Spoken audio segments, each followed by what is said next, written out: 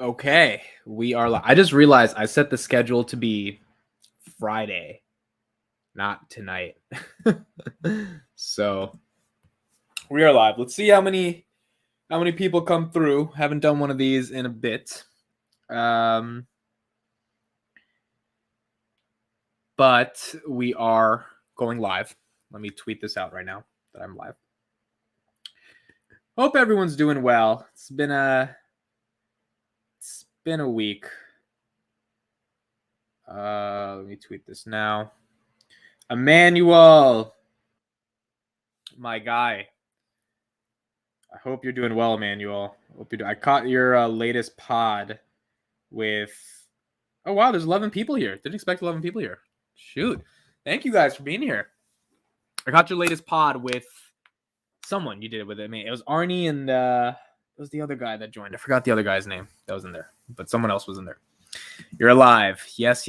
I'm alive. What's up, guys? What's up? Wow, late tonight. Yeah, it's 10:15. Not too late. Ryan, what's up? Nick, what's up? Mark, what's up? Wow, 34 people here. I appreciate it. It means the world. Thank you guys for being here. Got a lot to update you on life. Got to be up at 4 a.m. Damn, Richard. That's late for you. Been watching you and Kelly's Twitter argument. Kelly's always part of it, isn't she? Midwest, what's up? It's been a hell of a week, guys. Been a hell of a week. That's why I haven't gone live or done a market open live stream this week. Well, first of all, I had COVID last week. I don't even think I got to tell you guys.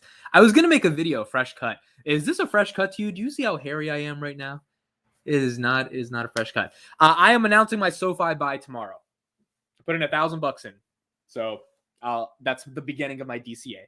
So I will announce that tomorrow on probably market open because I'll be doing market open tomorrow. But I don't know if you guys knew I had COVID last week. It kind of screwed up everything, bro. It I couldn't leave the house because I couldn't go into my office because, well, I had COVID. And it's like there's 2 days where it sucks, where it's like it's in you and you're just like, ah. And then there's 5 days after that where you can tolerate it, but like you can work, but you definitely don't want to be like driving or anything like that. Especially you don't want to be giving it to people. You're just like a hotbed with it. So this week was kind of like the recovery week. I still never tested like negative. I just decided that I was negative because I was like, I'm not taking any more of these tests that keep telling me I'm positive. I'm like, screw it, I'm negative. But so COVID last week kind of screwed up everything. But nonetheless, we're still going. Did you buy more Palantir? I bought a little bit of Palantir, about like $100, $200 a Palantir. I'm planning to buy a lot more of good old Palantir soon. But SoFi is interesting, man. I've been doing a lot of research on SoFi. Been watching a lot of interviews. It's getting to a valuation at this point where at $6, $5, like it's worth, I think, a $2,000-$3,000 bet. Like if this goes to 25 where it used to be, or even if it goes to 20, it's a 3x from here. Like my average on SoFi would be $5 or $6. Just like, people's average on Palantir right now is 6, 7 that are buying in. That would be my average. And I'm like, okay, I don't think there's that much of a risk here. Like, I mean, what? SoFi's going to go to $2, $3. The other thing is Noto. I mean, that CEO is one hell of a CEO. And he's buying up that damn stock. He was buying it at $8, $9, $10 like there was no tomorrow. That doesn't necessarily always mean something, but it's for if Alex Karp was buying more shares, it wouldn't hurt in terms of shareholder confidence. So loving the recent guest interview types of vid. A lot more of those coming. But Sean has always been great. Alex, that podcast I've been doing with Alex that did kind of well on my channel. We've been doing that podcast for like a month now, but it was on his channel, so no one really knew about it. So we're switching it to my channel, so now you guys will know. Amit, Tesla will do so many splits in the future. You will need more shares, so you'll be able to sell a crazy amount of covered calls. That's a good point. I have not bought more than my one share of Tesla, so I'm still on that. I've been watching SoFi too. Yeah, man, at this price, I'm just like, I don't know if there's that much of a risk. Like, obviously it's risky, but it's like, is it scary? I don't know if it's scary. I mean, it's not that scary to me. SoFi is safe because they can always sell their stadium. Jay Schwad, how have you been, man? It's been a while since I talked to you. I hope you're doing well. My Palantir average is at 13. Bro, mine is at 19. So 13 is not that bad of an average. As you can see tonight, I'm drinking My drink is Jack Daniels, and no, I'm just kidding. I'm just kidding. I'm so sober, guys. I don't even know how to drink. Like, I literally don't know what drinking is. DRK, what's up, my guy? Good evening, everyone. Good evening to you. I hope you're doing well. That's a mango juice. It's actually Pepsi, but it's not liquor. It's not water either. It's not liquor. Do you think the new NHS contract will be affected by the UK inflation and energy crisis? No, the NHS contract is something that should have been in the works with potentially Palantir for the last year now. If they don't get it, it's not because of inflation and energy. It would be NHS picks someone else. Like the NHS has to solve that problem regardless, right? So inflation and energy sucks, and it's a horrible thing they're going through. But if Palantir doesn't get it, it's not because of that. I think it would be because of other stuff. So I think it would be a whole different world. What's happening? Finally made it to a late night stock talk. Yes. Again, guys, this is something that's supposed to happen every single night at like 10:30, except Mondays. Mondays I have meetings, but outside of that, every single night it's supposed to happen. Last week it couldn't because of COVID, and then this week I've just been kind of recovering from it. So I hate excuses as well. I'm sorry about that, but it is what it is. Is anyone aware that Queen Elizabeth passed away? Yeah, so this happened today. What are your thoughts on this, guys? First of all, rest in peace to Queen Elizabeth. This was very interesting. I didn't know how sick she was. I knew she was old. I didn't know how sick she was. Apparently, she was very sick. The Queen in England is like it's a big deal. Like the royal family, for all the drama they've been through with Meghan Markle's and everything, it is like huge. Like people in England, like they worship the throne of that. Like that is a big deal. I've always thought that the thing around the whole monarchy system and all that stuff, I always thought it was kind of, I was never a fan of it. I was just like, okay, like why are you worshiping these people? But then you get into like that's their culture, right? Like it's like if you go to a certain part of the world and they worship a religion and that's their culture, it's like that's their culture, right? So it is obviously a big deal for the UK. And on Twitter, there have been a lot of arguments that the Queen and the royal family itself has had a very negative past to get to their wealth. And so it's been interesting seeing all the different conflicts. A lot of different conflicts. Not everyone admit, but the country will pause to pay respects. Yeah, I agree. Yeah, definitely not everyone in the country. Probably a lot of people who are more progressive disagree with the entire worshiping infrastructure of the Queen, but people will pay respects. That's true. Hey, Amit, finally caught your stream. How are you feeling post-COVID? First of all, Seth, thank you so much for being here. I really appreciate you asking. Feeling a lot better. Bro, the COVID thing is so weird to me because I see one person every day, which is my videographer. And I go to my office every day. I don't see other people.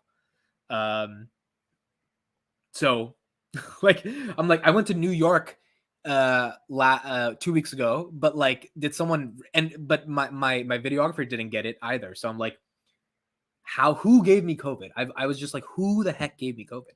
So when I got it, like when I was sick on Saturday, I was like, all right, I'm kind of sick. It sucks. And my mom was like, let's do a COVID test. I was like, Mom, I guarantee it's not COVID. Guarantee. I was like, I don't have COVID. We do the test and it's positive. And I'm like, this is going to be at least a week of recovering. Because if you have a cold, it's like, all right. When I realized my fever wasn't going away after like the 8th Tylenol, I was like, oh, this is one of those things where we're going to fight back and forth on it. So love the Sofi vid. Thank you for watching the Sofi vid. I'm going to be doing a lot more Sofi videos as I dive deeper into Sofi. So we're going to keep learning a lot more about this. Was this your first time getting COVID? No, this is my second time. So I got COVID in March 2020. I hosted the biggest party of my life on March 12th, 2020. I can probably pull up some pictures of it, but it was a massive party. There was a girl I was talking to at the time. She was turning 21 that night. So I wanted to throw a special surprise party for her because no one ever really like threw her a surprise party. So she knew it was a party, so it wasn't a surprise. But there was way too many people in my tiny apartment, and someone gave me COVID that night. And I came home a day later, and obviously schools were canceled completely. It was spring break that was extended. It ended up being 2 years of extended spring break, and I couldn't breathe at home. I was like, why can't I breathe? And then I was positive. I was like, oh. So the first time I had it was a very scary experience because I couldn't breathe. But this time it was just like just a little cold. That's all. The stock market gave you COVID. Yes, that's exactly what happened. He needs more sleep, but here we are. LOL, he is hustling, so there it is. I want DR says you were bound to get sick with how hard you. That's one thing I did feel. I absolutely felt the day I got COVID. That morning, I stayed up till like 2 a.m. and I was like, bro, I feel a bit burnt out right now, physically. Not even mentally. Mentally, there's a whole nother question, but physically, I was just like, yo, I feel like, because ever since July 27th, when we did the launch for my startup, which I'm gonna update you guys on in a little bit. I mean, it was no sleep, and it was grinding, and we raised $100,000 in a week. And so the amount of effort we did to hype that up with all the countdown videos, it was a lot. It was a lot. So I think from like July 5th until, what was it, August 26th or whatever, when I got COVID, that month that month and a half was just like constantly running on fumes. So when I did get COVID and I finally got a chance to just like sleep, it was in one way, at least I think, good to just like sit down for a minute or for a weekend, you know? So there's the bright side in that. What is the Sofi vid on your channel? Stop expanding your stock picks. Literally just go on the channel and it'll say entering the world of Sofi. I put Chamath on the thumbnail because I knew that would get people to. I was like, Chamath is the guy. Apparently, it's not that big of a deal what he did, but I'm still researching more into like if it was actually a pump and dump. But I know Chamath is associated very deeply with, but he still owns some of it. Same thing with Open Door. So I'm looking deeper into Chamath. Also, I have to expand my stock picks, guys. I want to talk about more stocks. I can't just talk about Palantir. So that's why I'm actually trying to get to see what more people want to talk about and what more stocks I want to buy. When are you buying DNA? I'll probably buying DNA either this week or next week. Sofi is going to happen tomorrow. DNA, I think even throwing $1,000, that's also not a risky thing at this valuation. So what do you mean stop expanding your stock? Yeah, you got to get some more. Stress weakens your immune system. I got sick, so make sure to rest. Yeah, I agree. Again, that this whole summer, guys, can you believe August is over? Like, we're literally in September. I like how you're drinking from a college red drink cup. I have too many reminiscences of college, bro. I miss it too much. It is September, and August ended. I remember. Okay, this was one of those summers where I vividly remember June and July. July, obviously, because I launched my startup. It was a really big deal. Did all this stuff. But June was that final month where I was getting ready to prepare for July. And I remember every day of June, especially because my cousin came over from India. So she was here every day. I just quit my job. So I was like officially independent. And I remember June like it was yesterday. I really do remember the summer. This was a very important, unique, good summer, in my opinion. But the fact that it's September already is insane to me. And it's September 8th. September 8th. Amit, how much on YouTube ads? How much you made on YouTube ads the average 3 month? Literally $1,000. Last month I made $1,200 on YouTube ads. The 2 months before that, I think it was a little less than $1,000. It's like $800. So, and I put out a decent amount of videos, so it's not like ad revenue in general is down. I mean, if you're not getting the views, but $1,200, man, I can't lie. But the funny thing is, it's funny you asked this question. I was looking at a video. Hold on, let me pull this back up. I was looking at a video I did a while ago on how much YouTube paid me for 500,000 views. Let me pull this video up right now. A lot of the new subscribers probably have never seen this video. This was the best month I had on YouTube. Amit, did you hear the Queen died? Rip. Yes. Blake, you're in the UK, right? So I'm sure it's a pretty big deal for where you're from. But yes, rest in peace to her.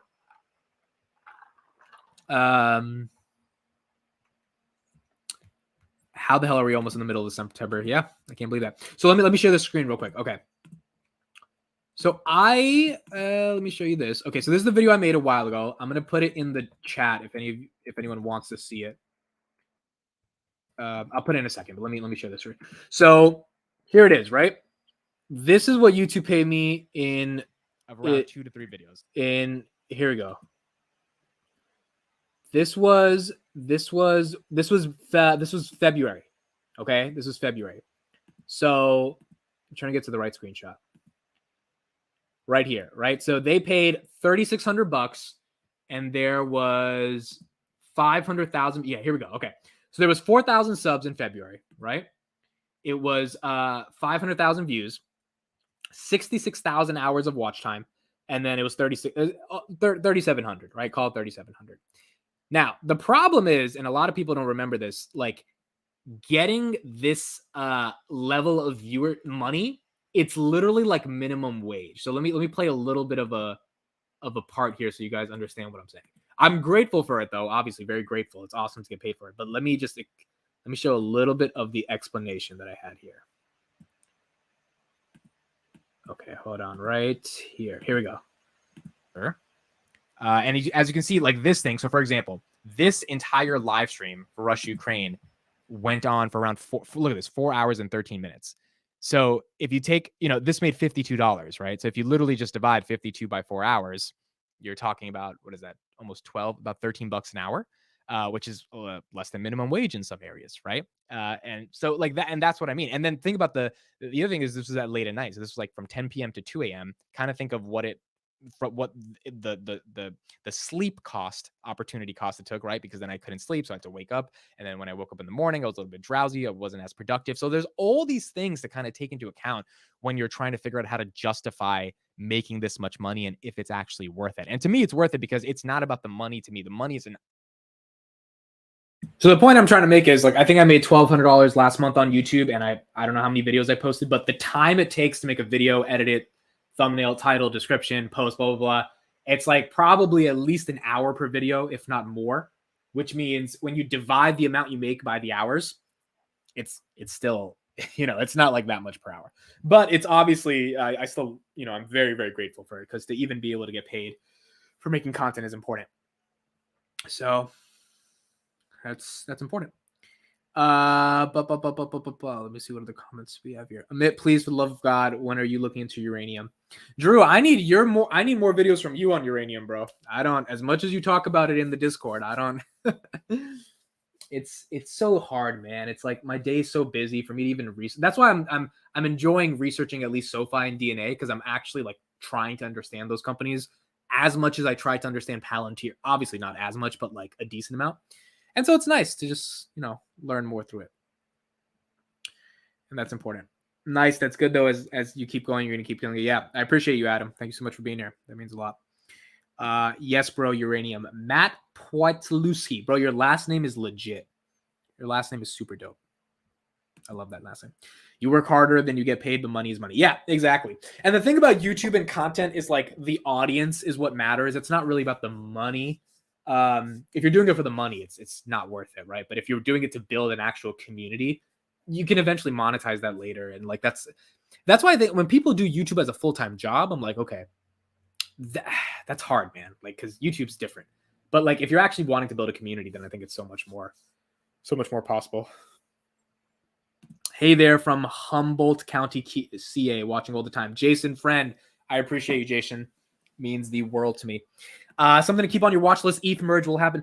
Yeah, bro, this ETH merge, guys, I'm not going to lie. I have no idea what the hell this ETH merge means. All I've been hearing is ETH is merging. And I'm just like, merging with what? Like L1, L2, all this. I'm like, bro, I don't, like, is the merge necessarily going to make the stock price or the rip? Like, what is, I'm so clueless when it comes to the ETH merge. I do know what's happening, but I am clueless to this. Are you liking what you see so far on Sofi? Yes, I'm liking it a lot, especially this valuation. The growth rate at 256% is phenomenal. 4.3 members, amazing. Lending is their core business, but I understand the Galileo and Kinesis, if I'm saying that correctly, acquisitions and sort of framework. Do they end up becoming the major winners? I don't know, but do I see like an easy double from here? Yeah. Like, so I'm just like, okay, even if I don't care about the long-term vision, like with Palantir, I care about like 2030 type of stuff. I'm like, it's a double, man. At a double, like, it's not that crazy. Transitioning from proof of work to proof of stake. See, this shit, I don't know what the hell this means. I really don't know. I don't know what the heck proof of work to proof of stake means. It means something. It means something important. I just don't know if it means anything necessarily that relevant. So that's my thing. I have 5 ETH. I'm so excited. Jarek, what's up, Jarek? Thank you for being here. Why aren't you watching football? Kane, that's a good question. I was never a big football fan. I like the Super Bowl, obviously, like most people. I mean, I don't even know what sports. I don't even know what teams are playing. Does Amazon has a like exclusive distribution deal with some of the teams, right? They pay like $13 billion for that or something. But I don't watch football that often, bro. I don't watch any sports. Admit why Sofi and not Block. Block is a little bit more complicated. It's a more crypto-oriented vision, as Jack Dorsey kind of portrays it. I don't understand Block as well. Sofi is a much more easier business model to me. Block is also a bit more pricey. Like Sofi is cheap in my. Let me hold on. What's Sofi's market cap? Let me pull that up real quick. I should know that number off the top of my head. I don't. Block is a little further to go down. I agree. A lot of these growth stocks that Kathy's deep in absolutely have a little bit more. I don't know if you guys saw, but like this market's not looking good at all. This stupid rally we had 2 weeks ago was exactly that. It was stupid. Like Jay Powell says one thing and then everything goes to shit. It's like that wasn't a real rally. Like that was insane. SoFi's market cap is they have about 1 billion share float. Where's the market cap? Market cap 5 billion. So at $6, they're a 5 billion market cap. Do I think at $12 they would be a $10 billion? The company's worth $10 billion at $10 at $12, and the company was originally what $20, 25. It was like 30 at its highest, right? But 25. Yeah, I mean, like, I think there's an asymmetric opportunity there potentially. And there's no way to just immediately get that off. ETH will likely become deflationary as a result of this, which will reduce supply, which should have a positive impact on price. Okay, that makes sense. That's the argument I heard. By the way, shout out to 96 people being here. I appreciate you guys. I haven't done a late night stream in over a week now. So I appreciate you all coming. This is supposed to be the time where we have fun. We talk about stocks. We talk about philosophy. Talk about girls. Really talk about anything. Just talk about anything. So I appreciate you guys being here. This should be happening every single day. I just had COVID last week, so I appreciate everyone being patient with me. The cowbell is still here, by the way. The cowbell has not gone away. Cowbell has always been here. So it is waiting to get let out again. I meant new Lord of the Rings spinoff or Game of Thrones. Okay, so I've not watched Game of Thrones. I've not watched Lord of the Rings. I know you guys will be like, how do you like Palantir? You never watched Lord of the Rings. I never watched it. There's something with my attention span, guys, where you tell me Lord of the Rings is like 2-3 hours and there's multiple movies. I'm like, I can't do it. I can't commit to it. Like, I just can't. It's the same reason I can't start new shows. I'm like, I can't commit to it. Like, I was one of those kids. I haven't even watched Rick and Morty ever. Right? I watched like one episode maybe, and I knew the new season came out. So I was one of those kids that we used to watch 9/11 documentaries on YouTube when I was 12 years old. Like, I just watched dumb shit when I was little. I really didn't watch the stuff that created culture. So I do need to watch it one day. I'm sorry, guys. I haven't watched it. Eventually, I will. I don't have the time right now to put in that many hours of attention to watch it, but I will watch it eventually. Same with Lord of the Rings. See, Midwest hasn't watched it either. It's called TikTok brain. But see, I'm before the TikTok generation. I don't need like 30-second dopamine hits, but 3 hours, it's like... That's a hell of a commitment. See, like if it's like a Wall Street movie, a poker movie, or a movie like this movie called Soul on Disney Plus. It was an animated movie. It was all about chasing your dreams. I watched this in June, and I actually stuck through it because I knew it was going to be something inspirational, and I wanted to like get the full gist of it. Otherwise, to get me to watch an animated movie, bro, oh my gosh, like Rick and Morty to me is just a cartoon at the end of the day. So. I haven't watched it. You know, it's hard, man. It's really hard. Admit any interest in CLSK? Yes, I did. Nick, I did an interview with the CEO, or sorry, the executive chairman of this company. Let me. I need to put that on my channel because Alex, we put it on his channel, but he took it down. So I'm gonna put this on my channel probably on Sunday. I did an interview with their CEO, their executive chairman. I'm not that super bullish on crypto. It's a Bitcoin mining company, so I would imagine I would like need to care about crypto to buy it, but their EBITDA is pretty phenomenal. They are putting up record earnings because they sold Bitcoin at the top, and we confronted this chairman about it. It's like, yo, like, oh, and it was a great interview. His name is Matt Schultz, was awesome. And the price right now, the valuation is looking very juicy. And that's, I think, my big thesis for a lot of these companies. The valuations are just looking phenomenal right now. So I don't know if I'm going to buy yet, but I am interested in that one. Kelly is here. Sorry I'm late. Admit that cut. I don't think I've ever seen you let it grow this long before. So there's a reason I haven't gotten a cut. I haven't tested negative for COVID yet. So I didn't want to go to a barber and like give them COVID. I've been going to the office this week because at this point I didn't care. I was just like, all right, I'm seeing one person every day. But I didn't want to like go to a barber and they would get COVID. Like that would suck, you know? So I got to test negative, but I'm pretty sure I'm negative now. So I'll do that soon.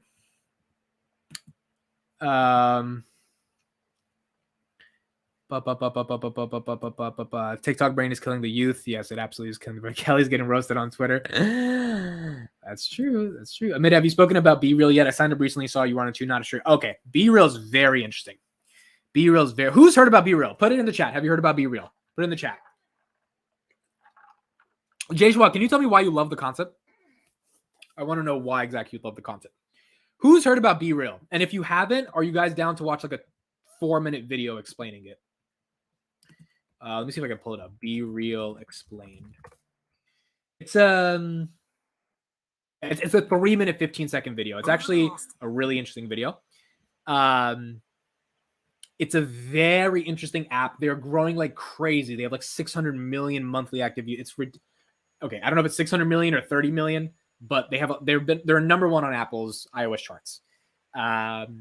It's a phenomenally interesting concept. I've used the product and I'm not interested in the product. What's BeReal? Okay, you guys haven't seen it. Okay, so let me explain it real quick. BeReal, think of Instagram, but you cannot upload a photo. So the concept of it is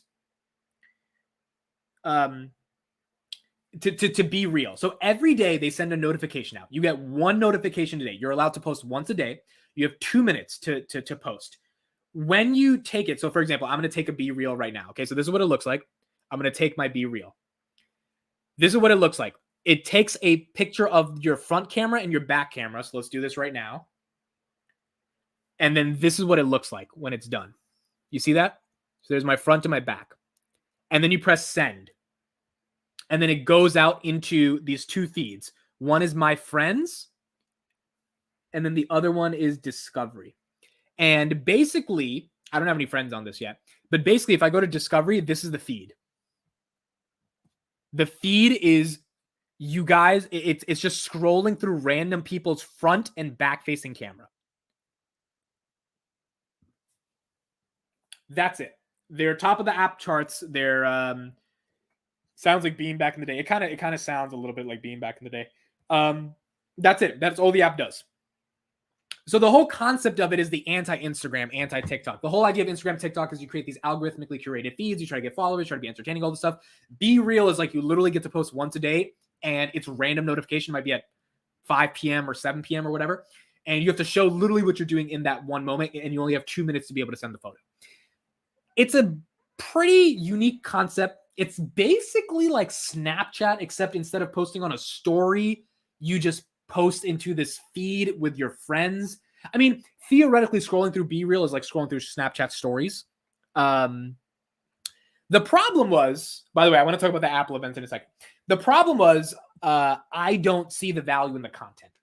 Now, maybe because I don't have any friends on the app, and because I don't have any friends on the app, I don't see the value in scrolling. But when I was scrolling in the Discover section, I was like, why would I ever scroll through random people's front and back facing camera?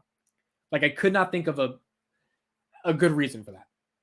And so I'm thinking of it because I'm a startup founder as well, right? So I'm trying to think of it from a user perspective. I'm like, okay, it makes a lot of sense if you can get your friends on it and like you have a friend type of feed and people want an alternative to Instagram. Yes.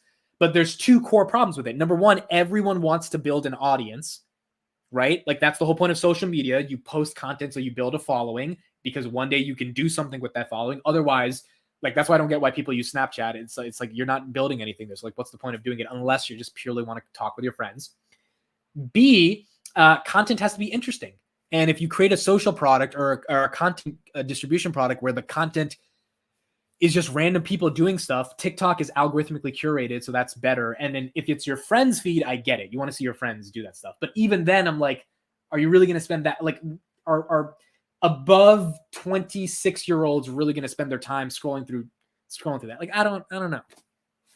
I like the limited post, but why the front and back camera? The front and back camera, I think, is kind of like a gimmick as well to show what you're doing in the moment from both angles. So like you have if it's a selfie, it's more filtered. If it's just the back, it's more filtered. So literally, if it's both, it has to be what's happening in that moment. So you are already real. So that's the problem. You could really be creative to create an image. So for example, Chipotle started using this app, and Chipotle has an intern, I'm assuming, or a social media manager that as soon as the app gets a notification, they immediately like take a BeReal of a Chipotle a dish. So they always have Chipotle next to them, right? That social media manager. So there are brands that are being creative with it, but it's not really meant for advertising. It's not really meant for monetizing data. It's meant for just literally connecting with your friends. And I'd imagine they monetize with ads or they get people to pay. I don't know if people would really pay, but if you get all that attention, eventually the ads will probably come in. So I can see it becoming big. I think it runs into a lot of the same problems Snapchat has, which is if there's not a following you can build and the content's not interesting, why are you spending your time on it? That's the problem. Gimmick or feature. Now, Instagram is copying this, by the way. And there was an article that came out, so it's a good question, Blake, that Instagram is testing something, I forgot what they named it, where they literally force you to take a front and back selfie. I mean, Instagram copies everything, right? The reason I think it's an actual product and not just a feature is because people are so fed up with Instagram and so fed up with these social networks that if they create their own network, right, where you're seeing independent networks have the potential to thrive outside of the bigger technology companies. So I think it's possible. We just have to see. Taking a shit. Well, gotta be real right now. Yeah, bro. If you guys search BeReal on Twitter, the memes that have come out of people doing stuff and posting a BeReal, it's beyond hilarious. Like, it is absolutely hilarious. Why would we go through ads to watch random shots of people? Miyoko, that's a great question. And again, this is where the monetization thing is weird, man. Because the thing about VCs, right? I think they raised like 40, 50 million bucks. VCs only care about growth.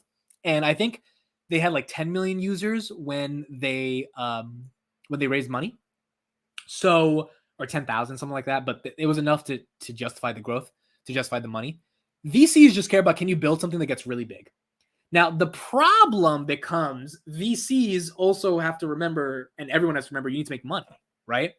Instagram copies everyone. I left them 2 years ago and I won't go back. Nate, thank you for being. Nate was in the Patreon call yesterday. So thank you for being here, Nate. I appreciate you. So the problem with this is you have to make money, right? And this is the same problem with Clubhouse. For those who don't know, Clubhouse is valued at $4 billion and they don't make any money because they don't sell any ads because there's not any interesting content to sell the ads against. And if you're a consumer social app, you either get ads or people have to pay a subscription. People don't pay subscriptions for apps. Like not social apps. Like people barely pay for YouTube Premium.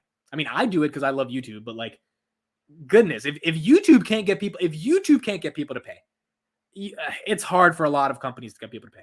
So it's going to be ads. And then that's a good question. Why would you scroll through an ad scrolling through a BeReal feed?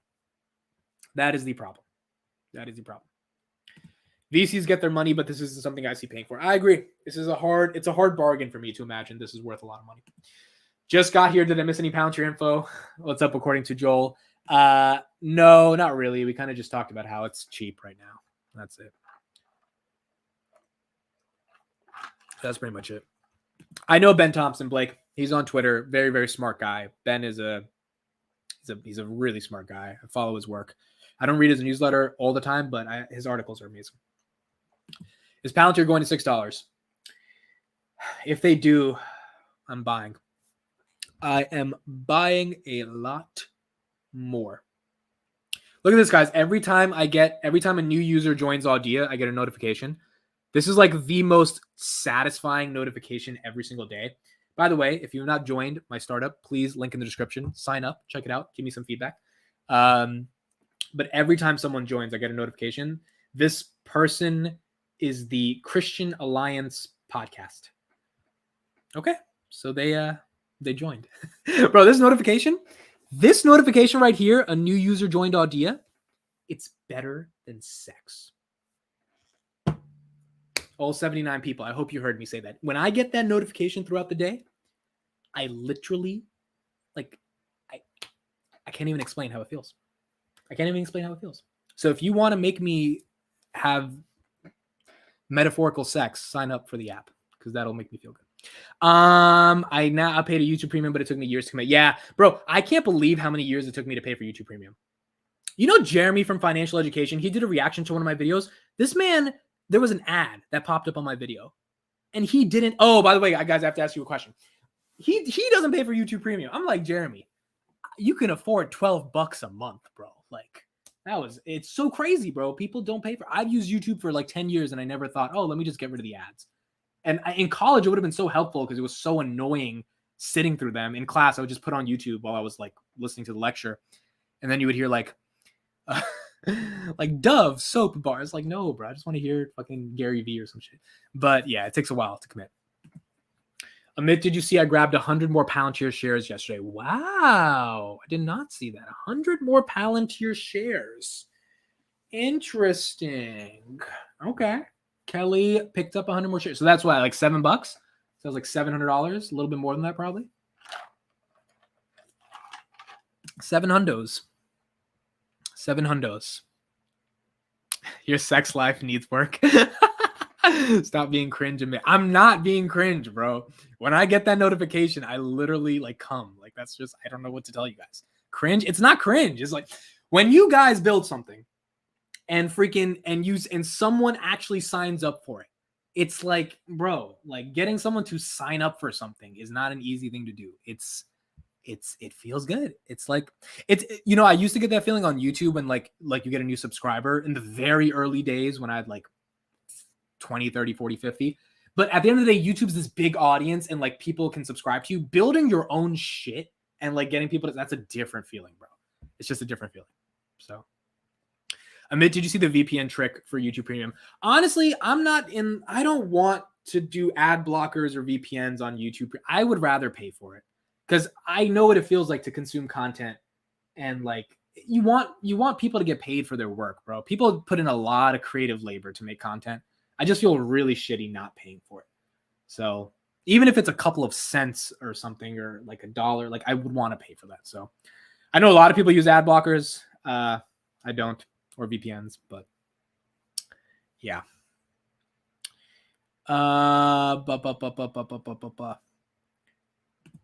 Nah, even with a small lawn business, I nutted every time I got a new customer. Nate understands, bro. When you have your own thing, man, it's different. It feels different. I try to do Patreon and leave a like and watch all the way through. Yeah, man. Like you got to support people. It helps to support people. Okay, here's a question for you guys. So I need everyone's undivided attention now. I got invited to Las Vegas in September 26th. Okay. To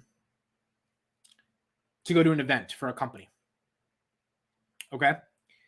The event for the company is covering this like company. I don't know if I'm allowed to say it yet, but whatever. It's like some event for a company. They want me to cover it for their YouTube channel. They're paying for hotel, transportation, all that stuff. It's a free trip to Vegas. Okay. Now I texted Jeremy today. Speaking of Jeremy, and basically I texted him and I was like, yo, if I come to Vegas, can we do an interview in person? And he was like, yes, let's do it. And so now I'm trying to think, should I go to Vegas? It would be 3 days of my time. It would be September 26th, 27th, and then we'd probably come back on the 28th or come back in the evening of the 27th. So I'm thinking, would it be worth going to Vegas to see Jeremy, to do the interview? I feel like it would be worth it. It's 3 days. We can automate a lot of our work that we would need to do in those 3 days for my startup. Me and my videographer would go. They're paying for everything. It would be a really cool event. It's literally like you get to meet a lot of people. You get to make a lot of content out of it. And we would get to see Jeremy in person. I feel like that's kind of cool. And I'm just like, it's like 2 or 3 days. It's not that crazy. And it's all free.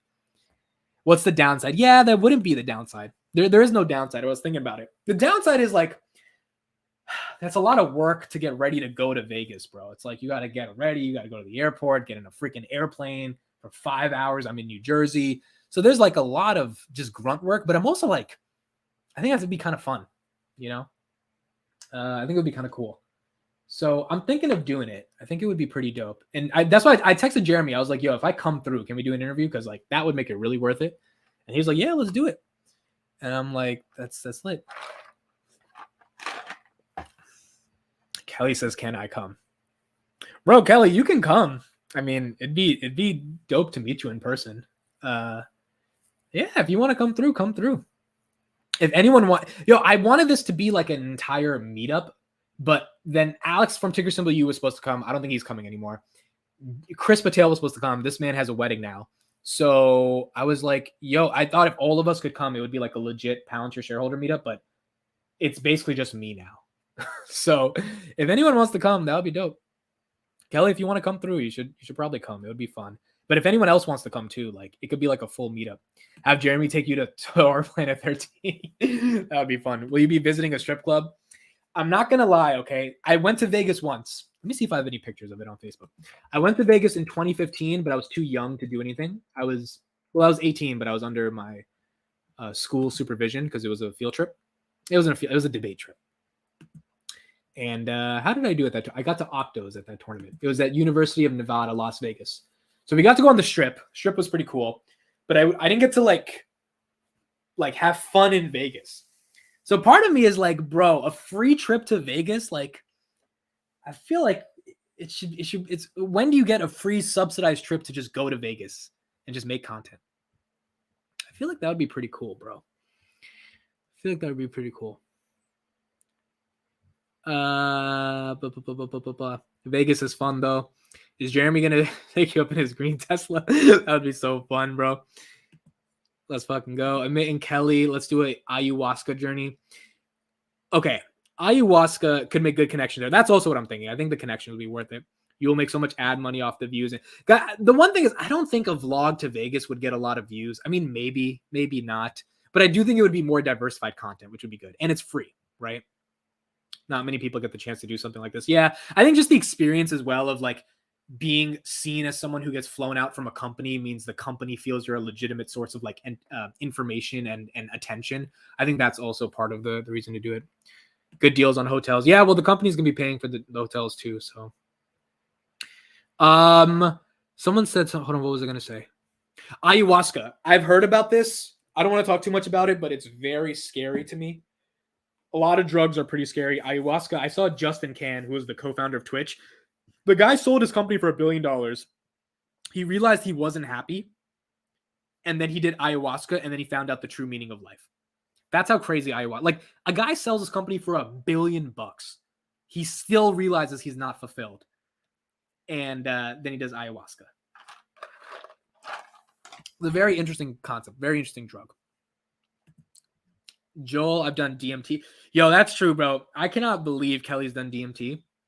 DMT is a different animal. We're definitely going to do a pod on that eventually and talk about that experience. That's a lot. DMT is a lot. But it seems very interesting. I think what Kelly meant was that she can come for free with you. Kelly has money, so she can afford to come to Vegas. But I don't have money, so I need to actually go. I'm just tickled that Jeremy's a big Palantir bull. It took him forever. Yeah, Jeremy joined the train. I don't blame him either. I mean, one of the reasons he joined was to be part of the community. Like the guy knows it makes sense to be part of the community. So he joined and he's buying it. And he understood the bull case for a long time too. So just like me with Sofi, I understood the bull case for a long time, but I never did the actual research to be like, I'm going to invest. Now I'm like, okay, it's obvious to me. So I think that Jeremy, it made sense. And he also was talking to people in the Palantir community for so long, like for at least 6 months now, that I think eventually he was just like, all right, I'm going to do this. Why is the company flying you out? No conflict of interest or perception of influence. No, the company's having an event and they want coverage on the event. They didn't say it has to be positive or negative coverage, even though I think the event's going to be pretty cool. But basically, companies, they have money to fly out journalists or media reporters to like cover their really, really big, like, I don't know if Tesla does this, but I'm sure other car companies, because Tesla probably doesn't need to. Even though, no, Tesla, they invited Dave Lee and Meet Kevin to their event in June. So yeah, companies invite media personalities all the time to cover their events. And so that's why they're flying me out. So I think I'd actually be starstruck if I met Jeremy. I freaking love that. Yo, if we do an interview with Jeremy, you should just come to it. Like, you should just be there while we do the interview. I don't know if it would be at his house or I don't know where it would be, but you should just meet him with us. Like, you should just pull up in the Uber when we come through. And he's going to be like, oh, hello. Be like, hey, this is Kelly. What company flying you out just got here? I don't know if I can say it, but you guys all know them. It's pretty obvious. It's not Palantir, unfortunately. But you guys know this. Kelly, Jeremy's taken. Yo, Jeremy had a kid at like 24. Jeremy was, I think he was married at 23, 24 or something. Jeremy's been like committed for a while now. So he's like 32 right now, I think, or something. So he's been in a relationship for a while. I think he's like 3 kids. But yes, obviously he's taken. Kelly had a kid at 24 too. Yeah, so there, boom, you could bond over that already. That'd be cool. But yeah, I think Jeremy would be fine with you being there. I don't think he would care. I think that'd be so cool though, bro, to do an in-person interview with him. Like, that would actually be so legit. Will you be eating? Bro, I feel like we have to eat frozen chef there. I'd be like, Jeremy, one of the skits of this interview has to be like, imagine that video, eating tattooed chef with Jeremy, financial education. That's a trillion views, bro. Trillion views, bro. Man, if you meet Jeremy in his house, hope you get a place to sit. The guy has no chair. I think Jeremy's house is like huge, bro.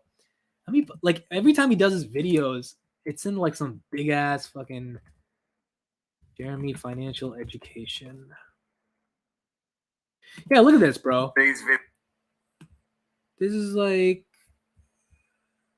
yeah, look at this. Hold on. Can't just come out with your phones.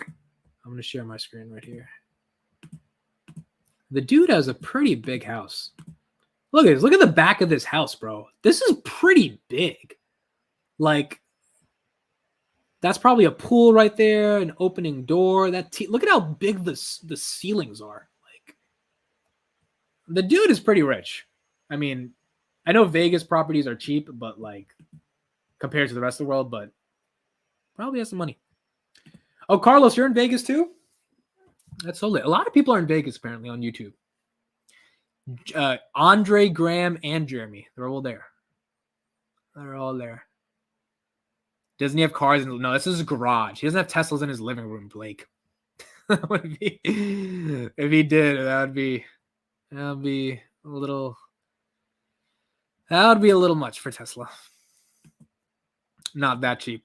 Yeah, that's true. I mean, for the size you get in Vegas versus like New York or something, it's probably a lot more.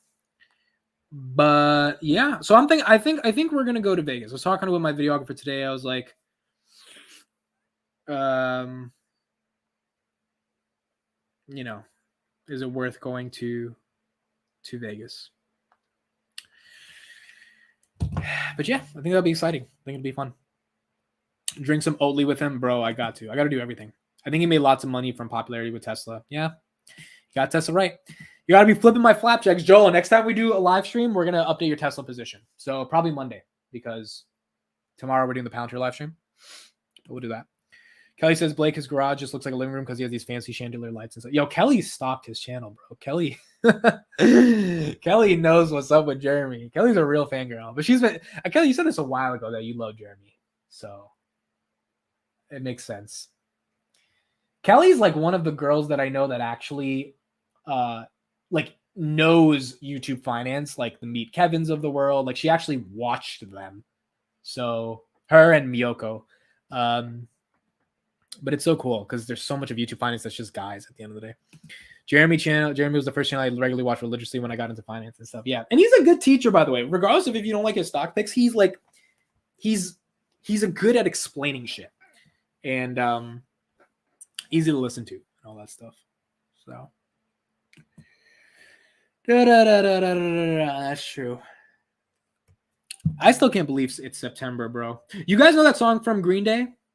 Wake Me Up When September Ends? I listened to it again the other day. I hadn't heard it in probably a year or two. You guys know that song, right? Everyone here has to know that song. That song is absolutely beautiful. And I haven't heard it in so long. I watched the music video the other day. And I was like, what if you both were cooking flapjacks and were acting like a normal interview? That would also be pretty funny. Not gonna lie. That would also be pretty funny. Kelly loves Jeremy's inability to grow a beard. Bro. Yeah, my beard is definitely grown out. Awesome song. I love it. Yeah, I love it too.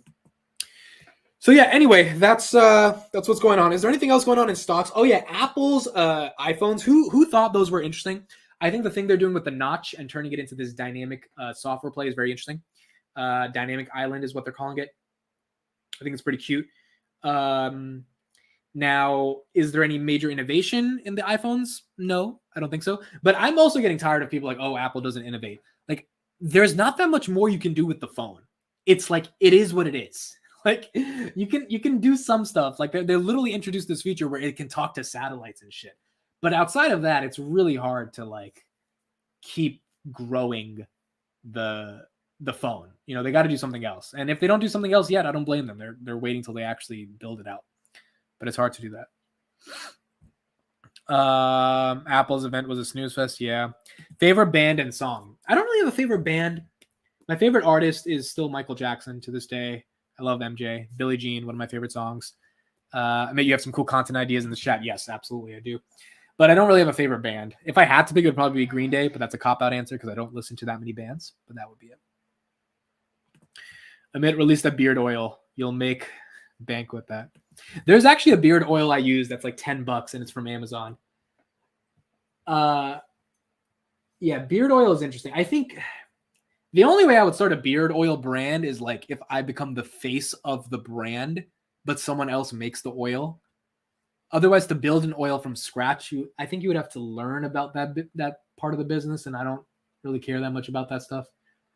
If all else fails, beard oil model is the next way to go.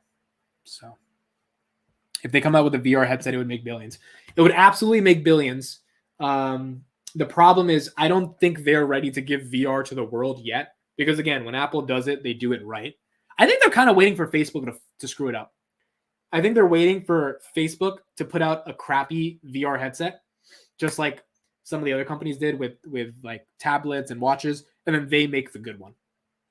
Steve Jobs' daughter criticized the iPhone 14 for being the same as the rest of them. Yeah, I didn't like that criticism from her because I'm like, I don't even know what Steve Jobs would do with this phone. Like, I don't get it when people say they want something entirely brand new. I'm like, how? How do you get that? How do you guarantee you get that? And like, do you know how much hard work goes into building a new product? Like, it's not easy, bro. So every year, every September to get something brand new, I don't think that's that easy, bro. It's not that easy.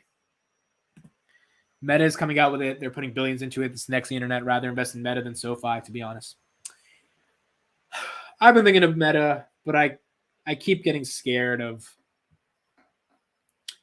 I don't know, man. Meta feels like a ship that's kind of sinking, even though it's still so big. I don't know if Zucks can turn the boat around necessarily.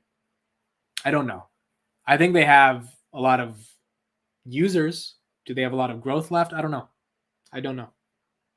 Meta's tough. Now, is it massively undervalued compared to their stock price? Yes, but I don't know. It's her opinion. She is entitled to it. Yeah, I agree with her as well. That is true. This is okay. So here's another thing I want to do. Kelly and I do a podcast on Audia, by the way. I'm about to link it in the chat. We do a video version of it, but we don't post it on YouTube.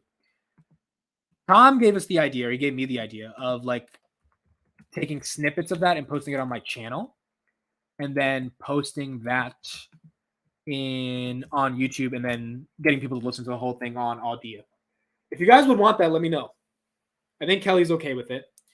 There's we have the video version of it. We can take a small portion of it and then put it on YouTube if you guys want to see it. It's Kelly always looks nice for the videos. I look like shit.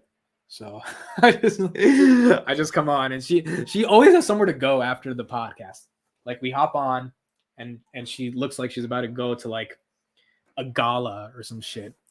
And then we do the podcast, and then she leaves. Crickets, nobody cares. Well, if no one cares, then we're not posting the video. Even though I know people would click on it if Kelly's face was in the title. People would be like, "Ooh, who's this? Who's this girl? Who's this girl?" You know what video, guys, I want to do one day? I want to do a video where I'm streaming with a girl, and I want it to be like asking hot girl about Palantir. I think that would be a dope video. Oh, here we go. A new user just joined Audia. Best email on the planet. Better than sex. It's the best email every day. I should get an Audia account. Yes, it's in the description. Please get an Audia account. Try out the app. That would mean the world to me. But yeah, I want to like stream with a hot girl one day, and I want to just be like asking her questions about data twins and ontology and Western freedoms and democracy. I feel like that would be such a funny concept, bro. That would be so dope. That would be so. Let's go. Stream will make a come. I need it, guys. I literally need it because. Oh, here we go. There's another one. Okay, I'm not even gonna say this one. This is hilarious. Someone just signed up with Amit is cringe at amitiscringe.com. I'm sure that's like Arshad, probably, who's the guy in the chat. That's hilarious. Well, that's one user I gotta knock off of our total list. That's what we call a bot when it comes to Twitter. By the way, Twitter's bots have been absolutely insane. Now I finally get Elon's argument about there's no way 5% of their users are just bots, because it looks like it's more, bro. It's me. Just, of course, Arshad. I knew it was you. It's always did you frame my email? It's funny you're saying you're cringe, Arshad. It's usually the people that have no profile pic, that are Twitter warriors, that are finger warriors on keyboards, totally anonymous. But I love it. It is what it is. Just know that you keep us growing. We keep us working. Who's your favorite actress? Probably Margot Robbie. She's amazing. Like Wolf of Wall Street. I mean, that performance, that was one of her like first real films. That was phenomenal. That film was absolutely phenomenal. So Margot Robbie was great. Have you seen innovation on iPhones like Oppo, periscope, flipping cameras, blah, blah, blah, blah. You probably have to wait 10 years for Apple to get this. Yeah, but see, like, for example, the Samsung thing where they created that like foldable phone, it looks really bad. Like, it kind of sucks. For Apple to do a foldable phone, and then you think, what's the value of this? It's just like a little iPad mini. Like, Apple would do a foldable phone correctly. And I don't know what the benefit is to a foldable phone. It's just foldable, right? Like, the screen is big enough where I don't think I need more than that. So I don't really see the value in that necessarily. At least not from, I don't see Apple doing it having some major value here. So can act is what I meant. Margot Robbie can act. Are you saying Margot Robbie can't act? Margot can definitely act. She's a hottie, yes, but she can also act. Like, she's good. She can act. She's beautiful and can't actually. Miyoko, why are you hating on Margot, bro? Margot's definitely cute. Yo, so many people in the comments really thought you and Joel were serious in that screenshot I posted. Yeah, bro, that Lexi chick, she was like, these guys are losers or whatever. It is what it is. It is what it is. By the way, guys, if you're not following Kelly and me on Twitter, we have our little dramas here and there, so you should definitely see. Arshad, this is hilarious. Crazy 100 people still out here right now. You're one of the 100, my guy, and you're being like a troll all during the stream, which is so hilarious. Like, This is the interesting thing about the internet, bro. People are just so curious about other people's lives, even if they want to be trolly. Granted, I remember I used to watch this streamer like 3 years ago, and I don't know why I watched them, but I just watched them. It's something about streaming where it's not the most entertaining form of content, but you just watch it because like there's some type of connection you have to the guest, whether you hate him, love him, whatever. And it's not something you could feel bad about because there's something conditioned within this current attention economy. Like streamers, I mean, the biggest streamers on Twitch are pulling in 70,000 people a night that are just watching them talk, not even play video games. So it's very interesting the way we're able as humans to want to connect to other people. I mean, 103 people here right now could be watching a massively, amazingly produced Netflix show if the goal at this time was just to get entertainment. But like there's something about personal. This is why I like YouTube. This is why I like user-generated content platforms. Is it creates the infrastructure for people to care about other people, which is the most human thing ever, right? It's the most authentic version of it. So that's why, that's why I really like this stuff. How much are you throwing at the stock market on a monthly basis? Maybe a couple $100, not a lot. I threw a good 15 grand in the beginning of the year. And so I'm not out here trying to throw out a lot of money, to be honest. So we love you in Palantir. Yeah, sometimes you get these communities. I appreciate it, man. I watched the Crappies Rams. David, what's up? Happy you're here. So hold on, what are the NFL scores today? Who won? Who freaking won? Here, let me share this. Let me share this right now. I am also a night owl, obviously. Yeah, that's also important. Anything else, Netflix will just be a blockbuster. I don't think Netflix will be a blockbuster. I just don't think they're that interesting. Oh, it's preseason. Oh, no, today's week 1, right? So the Bills beat the Rams. So hold on. What's his name? Tom Brady's back with the Buccaneers, right? He's back for one more season? Oh, man. So that's going to be cool. Buccaneers versus the Cowboys. That's going to be a hell of a game. That's going to be a first day. You need your money, bro. You have a long road in front of you. Yeah, that's the other thing. I'm saving up my money. It's important to save up their money. Arshad says, Amit, when I say you cringe, it's when you say cringe shit. You out here grinding, bear respect. I watch all your shit. You're not dumb about the market. I appreciate that, Arshad. It means a lot. I appreciate you being here, even with the cringe comments. The Bill won a game. OMG, they never won when I used to watch. Yeah, the Buffalo Bills, right? I always thought they were like a trash team that was just there. They never really did well. Good evening, Amit. Hope you are well. Jackalope FPV. Hope you are well. The stream catches me because I like Palantir talk and I was already watching Amit. Yeah, that makes sense. Can we take a moment to celebrate me selling $15 M-Phase at the literal top the other day? Yeah, that was actually a really good sale, Kelly. M-Phase is one of those. She bought it at like 115, sold it at 311.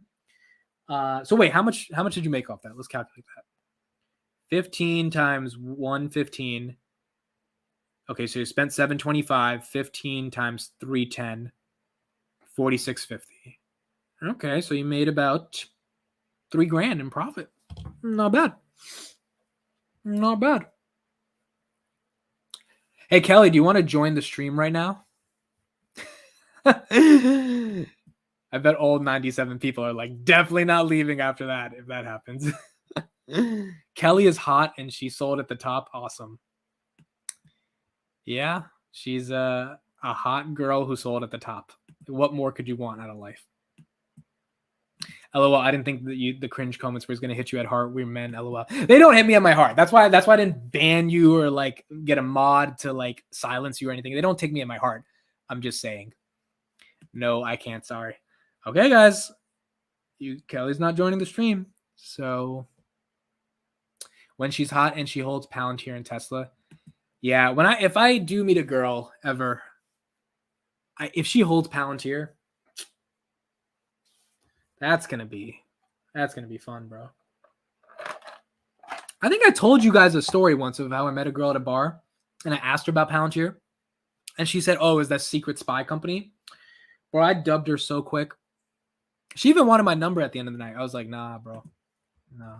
I'm not even joking, bro. I'm like actually serious. I was like, "Nah."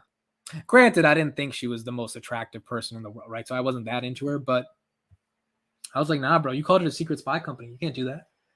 You can't do that propaganda on freaking Palantir. It's insane. Admit I have a Palantir sales call. Do you want to join that one? You will get some interesting insight.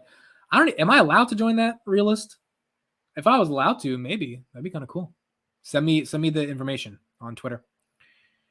Ken, hello from Michigan. What's up? Okay, your list of qualifications is that they have to be into Palantir. Yes, bro. You got to be into my stonk. Like, because I'm going to be talking about it. And if you can't hear me talk about it, it's over. Amidst game, asking girls at a bar about Palantir. Yep. That's my game. That is indeed my game. I'm just like, hey, do you know about data silos now being centralized to create a modern operating system for the enterprise? And when they're like, no, I'm just like, it's great meeting you. It's great meeting you. Wasn't me, Adam. I wouldn't have called it a secret spy company. Yeah, it's true. It wasn't Kelly. Kelly also is not in New York. That was in New York. Just going to say my girl bought Tesla in 2019. That's hilarious. Glad you were down with Sofi. Yeah, man, Sofi is interesting. It's getting really interesting to me. There's some other people I respect as well. First of all, I don't know if you guys knew Sean's second largest position is Sofi after Palantir. That's not my reason why I got into them, because he told me that like 2 months ago, so that I didn't care. But like, he's pretty big on the company as well. He doesn't make too many videos about them, but he's pretty big on that. Admit you may be single forever. You know what I honestly think, guys? I honestly think that the girl I marry, like, I think she's gonna be like really hot. I'm just like, I think I'm gonna get a hot girl to marry. The reason I say this, I feel like I'm losing my voice, bro. I haven't talked for long. The reason I say this is because I think girls are attracted to personality more than anything. And I think I've been able to use my personality to engage with girls who are quote unquote out of my league. And so I think I'm going to get married to like a really hot girl one day. I think that's just going to happen. Like, it's just probably going to happen. Like, I don't see a world in which that doesn't happen. So it'll be cool when it happens. I don't know when it's going to happen, but it's probably just going to happen. So like, I have zero doubt that I'm going to get married to a really hot girl. For some reason, like, there's no doubt in my mind that's going to happen. It's just like, yeah, it's going to happen. So now, granted, it's not going to happen in the next couple of years, but it's going to happen. Sofi's going to demolish other banks. Okay, I don't know about that. I'm not that bullish on them yet, but I am bullish that they're more in the future. Why is hotness so important? I don't think it's so important. Obviously, personality and ambition and all that stuff matters more, but like, it would be nice if she's hot. Like, it's, I just like, it would be nice if she's attractive. Like, I don't know why you wouldn't swing for out of the park if you think you can get someone who's like super attractive. Like, why wouldn't you? You know, like, why not? And I think I can. And I'm saying I think I can, not because of my looks, but because of me. So I'm just like, why not? But obviously, there's other stuff that matters. It would just be cool. Now, maybe this is 24-year-old me saying this. Maybe 35-year-old me doesn't care about this. But that's what it is right there. Yeah, you're a big weirdo. Def gonna find you a killer wife. You know, guys, I was on a date once with a girl. Okay? I was on a date once with a girl. And she asked me, attraction is huge. 30 years, same person, you have some attraction. Yeah, like you're gonna be with them for 30 years. Like, you might as well be attracted to them. Okay, so I was on a date with a girl once, right? And she asked me, I don't know if I told this story before. I probably did, but she was like, how would you want to die? And I was like, I don't know. Tell me. And well, yeah, that was the question. And then she was like, the way I would want you to die is I would stab you in a room full of motivational quotes, is what she said to me. And that was very attractive to me. So when you said killer wife, and the reason it was attractive to me is because I'm a very motivational type of person. And her comment about stabbing me in a room full of motivational quotes, the predicate of that sentence really exacerbated and accentuated the metaphor she was going for, which is like this dichotomy of death and something negative with something beautiful and positive, like motivational quotes. And this was in college, and I had a lot of motivational quotes in my room. So it was actually it was very poetic.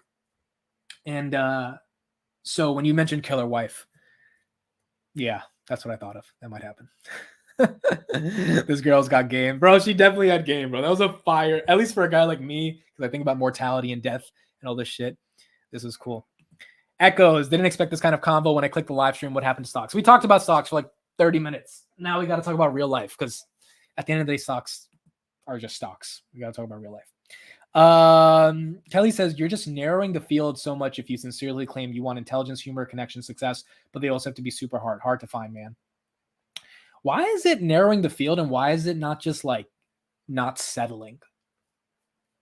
I mean, like, I don't like, you're going to be with them for a long time. Don't you want to find someone you really... No, I get like not being like they have to be like 17,000 different things, but if you want them to be fun to be with and hot and like ambitious and a bit successful, I mean, like, and also I don't think it's, bro, girls want so much out of guys. They want so much out of us.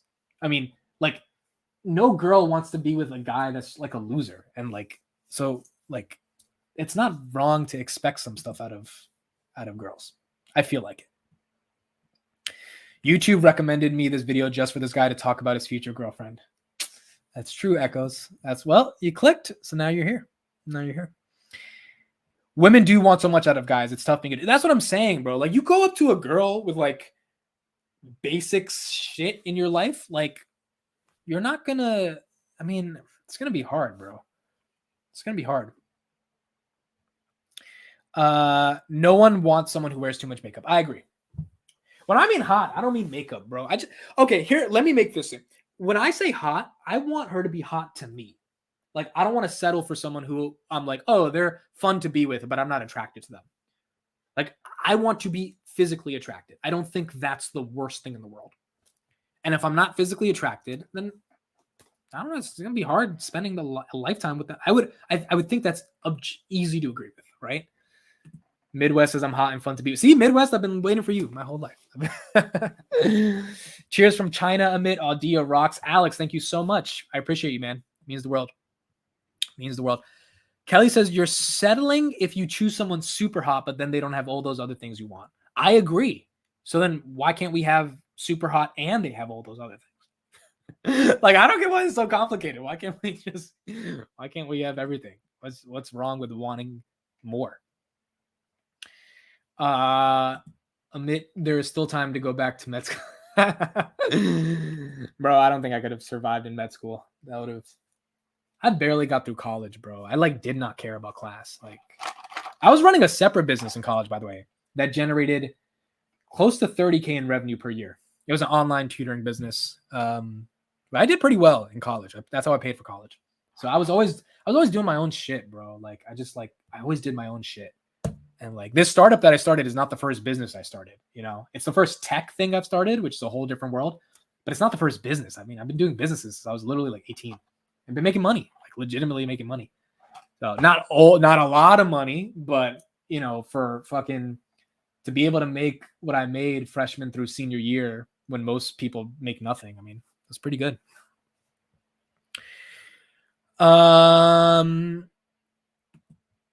Kelly says, have you ever been attracted to a girl based on her personality? I get so turned on by guys who bring that BDE, but are 5s or 6s. Are you calling me a 5, Kelly? Is that what you wanted to hint at right now? Because I don't appreciate that.